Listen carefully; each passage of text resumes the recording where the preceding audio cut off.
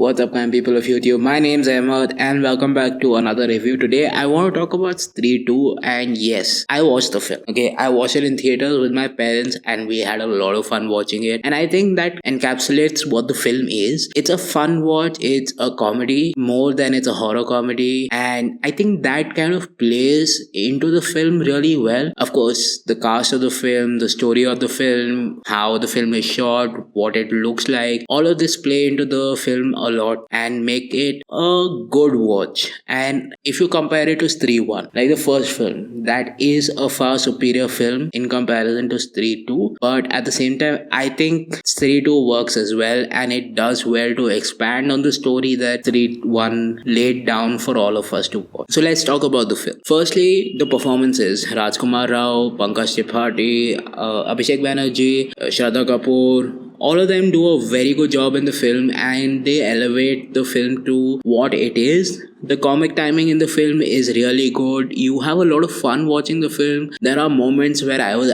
genuinely laughing in the film. There were moments where I was just smiling in the film. Apar Shakti Khurana as well does a really good job in the film. He has a very good role. Let's talk about the story, and I felt the story was good up until the last 20-25 minutes of the film, which I will get into really soon. I felt the story was really good. They kept my interest throughout the film. I was hooked on from the beginning to the end. I was not bored, I was not scared, I was not looking away from the screen, and that's kind of what a good film should do at the end of it. And Stree 2 does a wonderful job with it. What really bugs me is one, the CGI, especially in the last 20-25 minutes of the film. It's very loud and it's very cartoonish and it's very comical to a point where we've seen what Stree did in the first film. They did not depend on the CGI as much in the first film, but they did in the second film, and that kind of takes away from the film, takes you out of the experience of watching the film. There were a couple of moments where I was like, how is that possible? Like, there are a couple of cameos that were surprising. First of all, Akshay Kumar's cameo, and that kind of felt unnecessary to me. They could have just avoided that cameo, and I would have been absolutely fine with that. Second cameo was Varun Dhawan's, and I understand why they're doing it, and they're linking all the films together, and okay, it makes a lot of sense. But at the same time, the character of Varun Dhawan, Bhedia, to end up in the cave, it somehow did not make sense to me. Like, how does he enter the cave? Like, if you've seen the film, you know exactly how difficult it was for both Rajkumar Rao's character and